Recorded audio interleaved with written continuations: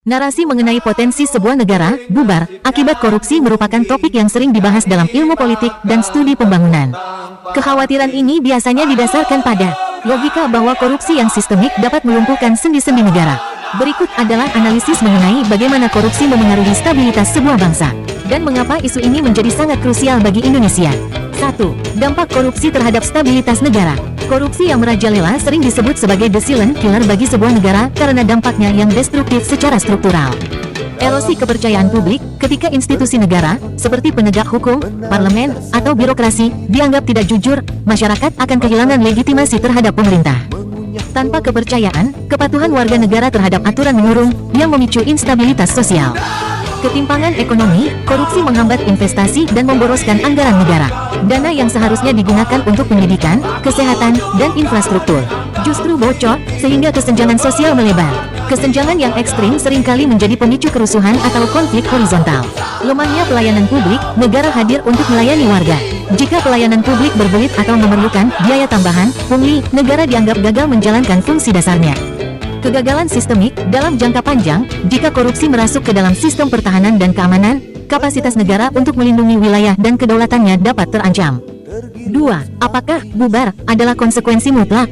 Dalam literatur ilmu politik, negara yang gagal, failed state, biasanya tidak serta-merta bubar dalam sekejap, melainkan mengalami proses peluruhan bertahap. Degradasi fungsi, negara tetap ada secara administratif, namun tidak lagi mampu mengelola konflik, menyediakan layanan dasar, atau menjamin keadilan.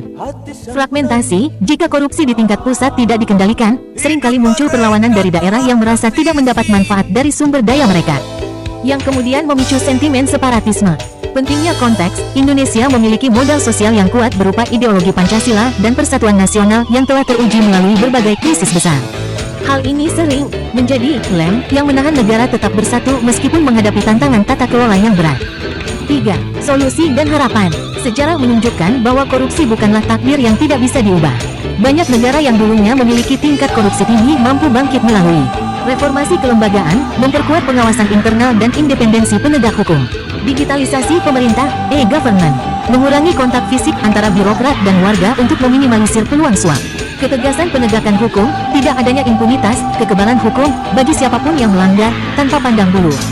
Partisipasi sipil, masyarakat yang kritis, aktif mengawasi, dan berani bersuara adalah pertahanan terbaik melawan penyalahgunaan kekuasaan. Kesimpulan, korupsi memang merupakan ancaman nyata bagi keberlangsungan negara. Jika dibiarkan terus-menerus, ia akan melemahkan fondasi moral dan ekonomi bangsa. Namun, ancaman bubar lebih merupakan peringatan keras, alarm, daripada kepastian takdir. Indonesia memiliki peluang besar untuk memperbaiki diri, asalkan ada komitmen politik yang konsisten dari pemimpin dan pengawasan yang kuat dari elemen masyarakat.